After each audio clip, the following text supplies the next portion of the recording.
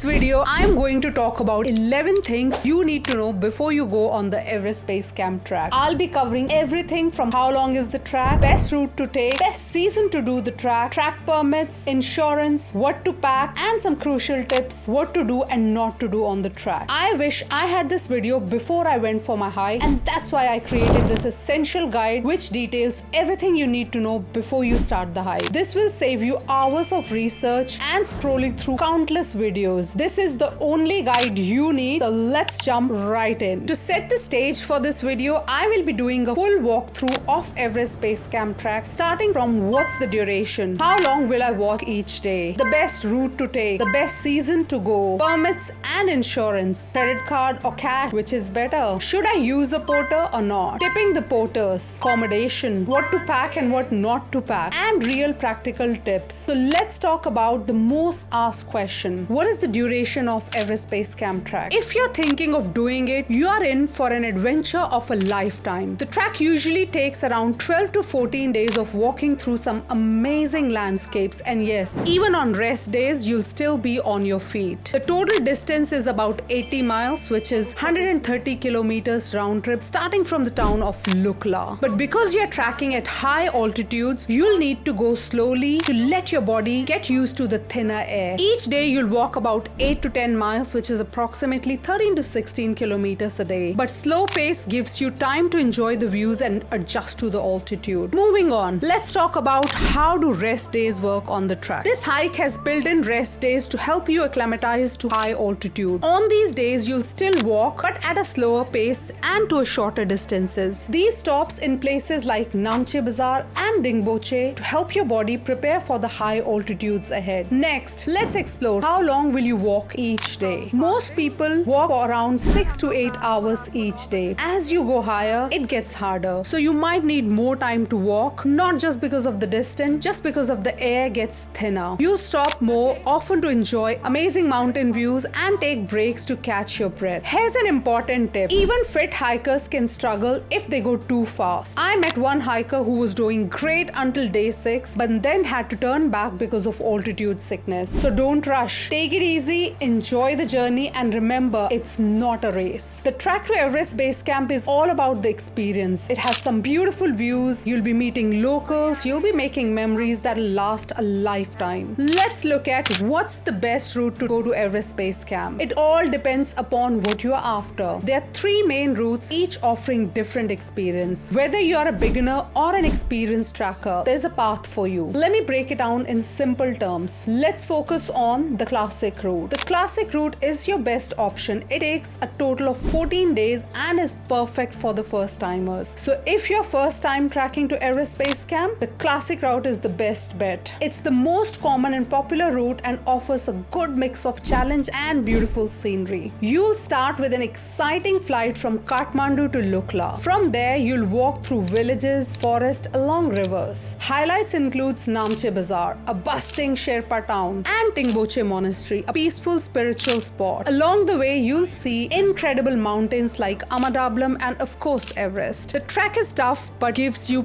plenty of time to adjust to the altitude, making it manageable for most people. Next, explore Gokyo Lakes route. The Gokyo Lakes route, spanning 18 days, is ideal for those seeking an extra adventure dose. If you want to add a bit more adventure to your EBC trip, consider the Gokyo Lakes route. After following part of the classic path, you'll take a detour to visit stunning Gokyo Lakes. These clear blue lakes are surrounded by snowy mountains and make for an amazing sight. This route is more challenging with steeper climbs and higher altitudes, but the views from Gokyo are worth it. You'll see Everest and 3 other massive peaks, Lhotse, Makalu and Choyu. After the lakes, you will cross Chola Pass and meet up with the main EBC trail again. Plus, it's quieter here with few trackers. Let's discuss 3 passes route. Lasting 20 to 22 days is perfect for the most adventurous trackers. That's on my list next. The 3 passes route is the toughest of all. It's perfect if you're an experienced tracker looking for a bigger challenge. This route not only takes you to EBC but also crosses 3 high passes, Renjola, Chola and Kongmala. You will walk through Gokyo Valley, cross glaciers and even see Everest from a different angles. It's a tough track with long days, steep climbs and definitely unpredictable weather. But the adventure adventure and the views are absolutely worth it. However, this route requires more fitness and experience, and the risk of altitude sickness is higher. On that note, let's consider which one should I do. It's very simple. If you're a first-time tracker, tracking first time at higher altitudes, the classic route is the way to go. That's what I did for the first time. It's a great mix of challenge and scenery without pushing too hard. For those looking for more adventure and fewer crowds, try Gokyo Lakes route. And if you're ready for the ultimate challenge, the 3 passes route will give you the adventure of a lifetime. No matter which route you choose, tracking to Everest Base Camp will be an unforgettable journey. Now, let's take a closer look at how to get to the starting point, Lukla. Kick off your Everest Base Camp hike, you'll need to get to Lukla, the famous starting point for most trackers. But how do you get there from Kathmandu? You've got 2 main options. Each has its own adventure. You can take a flight directly from Kathmandu, which I highly recommend, but be prepared for possible weather delays and changes to accommodate high traffic. During the busy tracking season in Nepal, which is from April to May and October to November, all flights to and from Lukla will only take off from Ramechhap Airport instead of Kathmandu. Ramechhap will be the main airport for these flights. This change is being made to reduce air traffic and avoid delays, making flights run more smoothly. Ramechhap Airport is about 4 to 5 hours drive from Kathmandu. Sounds like a hassle? Maybe a bit, but the journey to Ramechhap is a road trip through Nepal's scenic countryside. Once you arrive at Ramechhap, you'll hop on to 20 to 25 minute flight to Lukla. Whether you're flying from Kathmandu or Ramechhap, getting to Lukla is just a start of your Everest adventure. You will be stepping off the plane ready to begin one of the most iconic treks in the world. Here's a remarkable tip. Always add a few extra days to your itinerary just in case of flight delays. Let me tell you why. My flight from Lukla was cancelled and over 300 of us were stranded at Ramechhap Airport for 2 days with no flights. It stretched to 5 days and most of us were on a verge of missing the track altogether. I had to make a tough decision, either pay for an expensive helicopter ride or go home and rebook everything, which would have been even more costlier. Imagine being in that situation, rushing to meet your schedule with unexpected delays. How would you handle it? Here's what I did, and this is my recommendation. I arrived in Nepal 2 days earlier to adjust to the time zone and sort of any last minute shopping. For my return flight to Melbourne, I gave myself a 3-day buffer. If I hadn't, I would have missed my flight back home. So if you can manage it, add 4 to 5 buffer days to your plan. Trust me, you'll be glad you did that. Let's move forward and talk about permits and insurance. Before you hit the trail for your Everest Base Camp track, there are a couple of important things you need. The first permit will be at Khumbu Rural Municipality Entrance Permit. This permit costs 2,000 Nepali rupees and you can easily get it in Lukla. The second permit will be Sagarmatha National Park permit. You can pick this one up at Monjo. It costs 1,500 Nepali rupees for people from SAARC countries and 3,000 Nepali rupees for everyone else. Here's a pro tip. Always take a photo of your permit on your phone. You'll need to show them at different checkpoints along the track. This brings to the most important section, insurance. While it's not required, it's a smart move to have it. If you need a helicopter evacuation without insurance, it can cost up to 1.5 lakhs Nepali rupees and or around 1100 USD. Getting insurance that covers helicopter evacuation can really save you in an emergency evacuation. Make sure to read and understand your insurance policy. I personally used Covermore as my insurance provider and I found it super helpful. So make sure you get your permits and insurance sorted before you start your amazing adventure. Now moving on to credit card or cash. What should I carry? Here's what you need to know. When you are in Kathmandu, credit cards are accepted in hotels, restaurants and shops, especially in tourist areas like Thamel. However, it's smart to carry some cash for smaller purchases. Let's see what we have in Lukla. There are ATMs in Lukla, but they can be unreliable due to power outage. It's best to withdraw enough cash in Kathmandu before heading to Lukla. Moving on to tea houses. Tea houses along the track only accepts cash. Some places in Namche Bazaar may accept credit cards, but cash is usually preferred because of power and connectivity issues. And last one, Namche Bazaar. This is a major stop with better facilities including ATMs and some places that accepts credit cards. Overall, it is essential to carry enough Nepalese rupees in cash as the payment options are limited and can be unreliable along the trail. So plan ahead and withdraw enough cash in Kathmandu before you start your adventure. If I haven't scared you off yet, hit that like and subscribe button. It helps me make and create more free informative videos like this. Your support means the world. It's time to discuss how difficult is the Everest Base Camp track. The track to Everest Base Camp is challenging, but how hard it is depends upon the terrain, the altitude, your fitness level. Considered an advanced trek, but you don't need any climbing skills to complete it. Let's start with the first section. The beginning of the trek is steep. From Lukla to Namche, then to Tingboche, you face constant ups and downs. When it rains, the trail can get muddy and you'll walk over rock. You'll also cross several rivers on suspension bridges, which can be exciting. Moving on to mid-section. After the first few days, the trail gets a bit easier and levels out as you walk through a wide flat valley. You will be surrounded by the stunning Himalayan peaks. Keep in mind, there are no trees here, so it's crucial to wear sunscreen to protect yourself from the sun. The trail is mostly rocky and dirt as you head towards Gorakshep, the last stop before EBC. Now let's talk about the final push. Near Gorakshep, the trail turns rocky and pebbly as you get closer to Khumbu Icefall, formed by glaciers. So if you're tracking in winter, November to March, you will encounter some snow which can make the path slippery and more difficult. Overall, while the EBC track is tough, with proper preparation and a good pace, you can make it to this incredible destination. Now let's shift our focus to comfort. Accommodation on Everest Base Camp. Apart from the hotels in Kathmandu, at the start and end of your quest, all of your accommodation on Everest Base Camp track route are likely to be tea houses. Don't let the name fool you. These aren't just places to stop for a hot drink,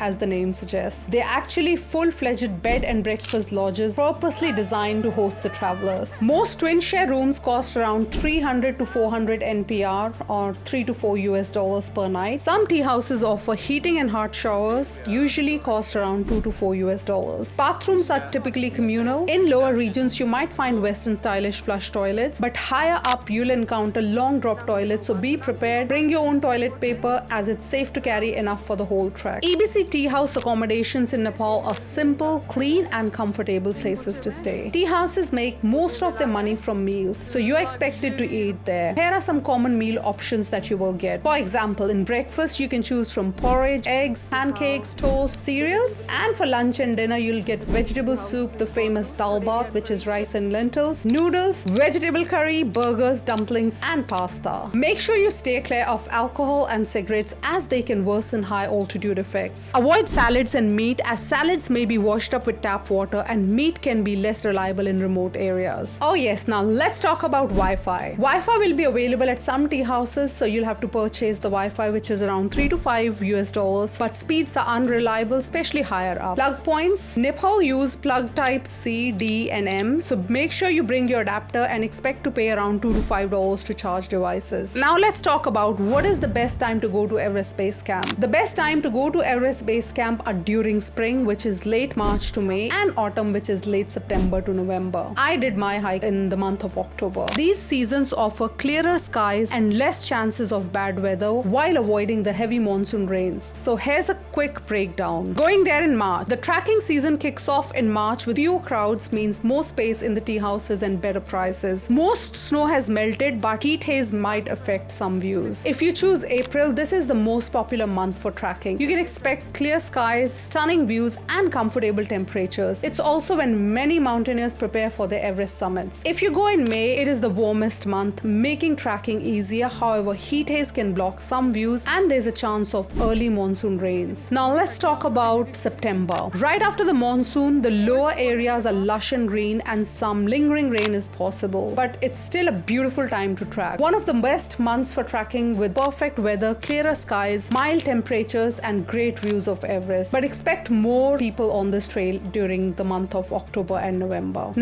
As the winter approaches, nights get really cold and snow might appear at high altitudes. It's quieter with fewer hikers and clearer skies, but you'll need warm gear. And finally, December to February. So December to February is a low season due to freezing temperatures and snow. One of my friends did it in December and the temperatures were around -30 there. While some paths may be challenging, tracking is possible with proper winter gear and extra days. The rewards include clear skies and fewer crowds, but be prepared for extreme cold. Now let's shift our focus to what gear and equipment should I pack. When packing for your trek to EBC, remember that there are strict weight limits to flight from Kathmandu to Lukla. Porters also have weight limits for the bags they carry. To avoid overpacking, aim to keep your main bag between 10 to 12 kgs. Here's a simplified gear list for your Everest Base Camp track. I'll add the packing details in the description below. First is your base layers. You'll need thermal tops and bottoms, insulating layers. You need fleece and down jackets, and then you need the outer layer. That means your waterproof jacket jacket for rains and tracking pants and shorts. You'll need a warm hat and you need to also keep a sun hat. For your footwear, you need a good hiking boots which are waterproof and comfortable. You would also need to carry some lightweight sandals or slippers when you're walking around in the tea houses. You'll need around 3 to 4 pair of wool socks mixed with other pair depending upon which season you're trekking. You need hiking poles. I use them for stability on trails and they were really helpful. For your backpack, if you are hiking without the porter, you need your main pack which would be around 60 to 70 liters and a small day pack which is around 30 liters. For hydration and nutrition, you need water bottle which is insulated and hydration bladder. Some people carry water purification tablets. I use mineral bottle throughout the trek. For your energy snacks, make sure you carry some energy bars, nuts and dry fruits. So you need a headlamp and make sure you keep some extra batteries. Make sure you've got your first aid kit, basic supplies for altitude and sickness medication as well. You definitely need a high SPF sunscreen, which is broad spectrum 50 is what I use. You need UV protection sunglasses. Also make sure don't forget your toiletries bag with a biodegradable soap and hygiene items. You'll need a quick drying towel as well. Make sure you carry your camera and phone for loads of pictures and your power bank for charging them. The trail can be quite muddy, so I would recommend if you have gaiters, use them. Sleeping bag. Make sure you carry your own sleeping bag. It's more comfortable. Or at least your sleeping liner. You need to have your rain jacket, book or journal for your downtime or maybe playing cards. Here are some tips for your packing. Pack light. Keep your total weight between 10 to 15 kgs. Make sure you layer up and choose the clothing that can be layered for changing weathers. With this list, you'll be ready for your Everest Base Camp adventure. My passion for traveling and hiking drives everything I do, and being a Wild Earth Australia ambassador allows me to share the best of both worlds with you. Here's why following me on Instagram will add value to your adventures. I share the best outdoor hiking products from Wild Earth Australia, carefully chosen to improve your hiking and travel experience. Now let's unpack, should I use a porter service? Yes. Using a porter service is highly recommended to the Everest Base Camp track. Porters are crucial as they carry most of your gear from one place to other, especially after reaching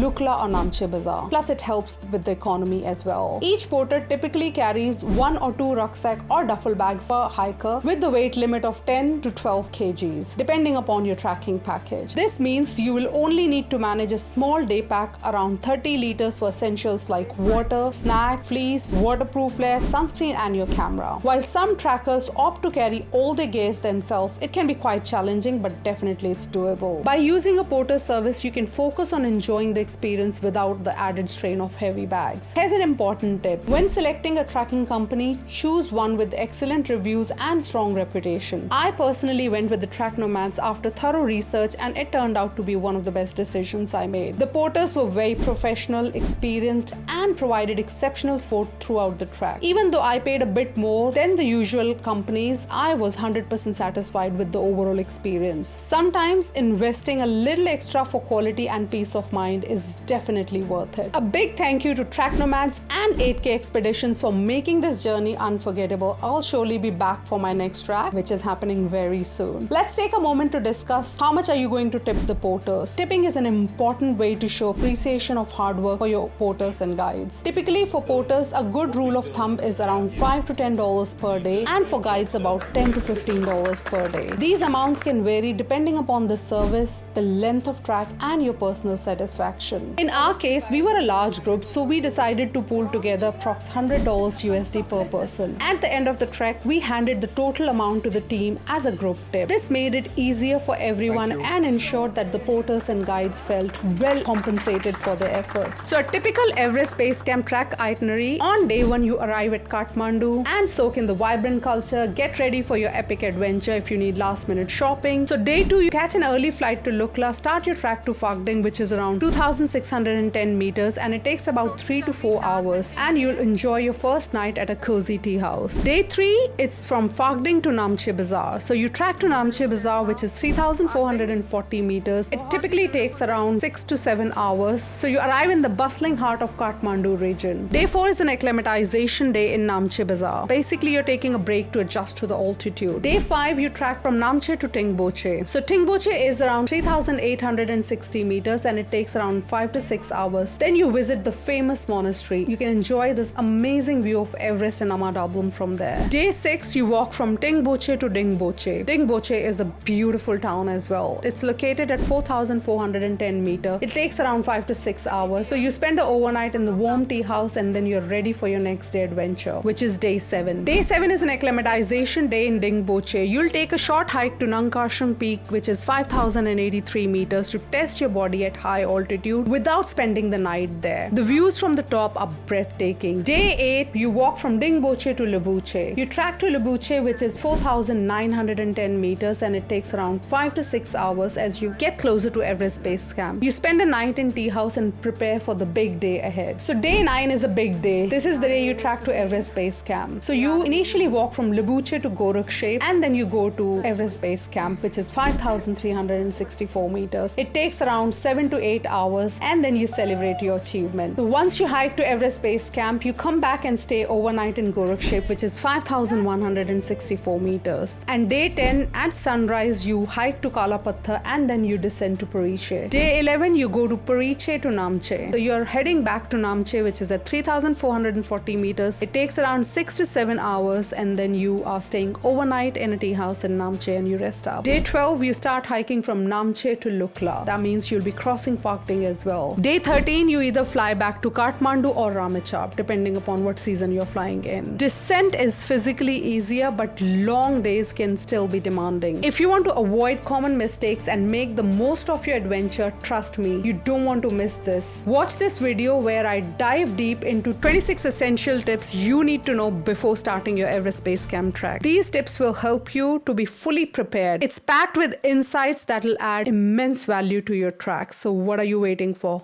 Go watch that video now.